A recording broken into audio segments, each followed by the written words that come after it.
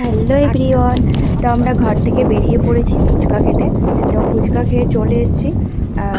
আসার সময় আমার মাম্মা ফুচকা খেতে খেতে আসছিল। দেখো, তো আসার সময় দেখি এক জায়গায় অনেক লোকজন জড়ো হয়ে দাঁড়িয়ে আছে। তো আর দূর থেকে দেখতে পাচ্ছি যে পুরো জ্বলছে। তো কী জ্বলছে সেটা বুঝতে পারছি না। সামনে এসে দেখি একটা গাড়ি পুরো একটা বাইক পুরো জ্বলে যাচ্ছে, দাউ দাউ করে আগুন জ্বলছে। মানে দেখে অবাক লাগছে। আমি তো পুরো ভয় পেয়ে গেছি। আর তারপর এরা নেভানোর চেষ্টা করছে, কিন্তু কিছুতেই নিচ্ছিল না। আর ফায়ার ব্রিগেডের গাড়ি পরে এলো, ওই তো দেখা যাচ্ছে এলো। এরা ওরা এখন জল দিয়ে নেভাবে। আর আর এটা হলো জিএম বিল্ডিংয়ের সামনে এই ঘটনাটা ঘটেছে। আর আমাদের কি ভয় লাগছিল। আমার মাম্মা ছিল, আমি ছিলাম, আমার হাজব্যান্ড ছিল, আরও অনেক লোকজন ছিল। তারা আগের থেকে দাঁড়িয়ে আছে, দেখছিল এখানটায় পুরো যে জ্বলে যাচ্ছে। কি হলো না হলো তারা সব ভালোভাবে জানে।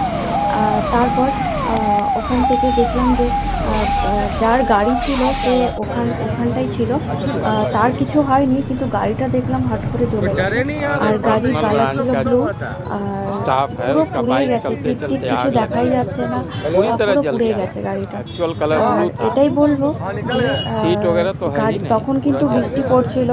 তো এখানে এখানে তো পুড়ে যাওয়ার কোনো কথা না। জানি কীভাবে পুড়েছে সবটা আমরা জানি না, বাট দেখছিলাম পুড়ে যাচ্ছিলো দূর থেকে, আগুন জ্বলছিল।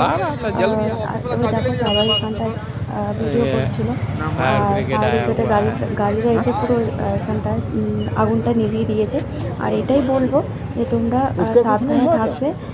এই গাড়িটা যে পুড়ে গেছে, যে চালিয়েছে তার কিছু হয়নি, সেটাই ভালো। আর গাড়ি পুড়ে গেছে সে কোনো ব্যাপার না। তো চলো, টাটা, বাই বাই। ভালো লাগলে অবশ্যই লাইক শেয়ার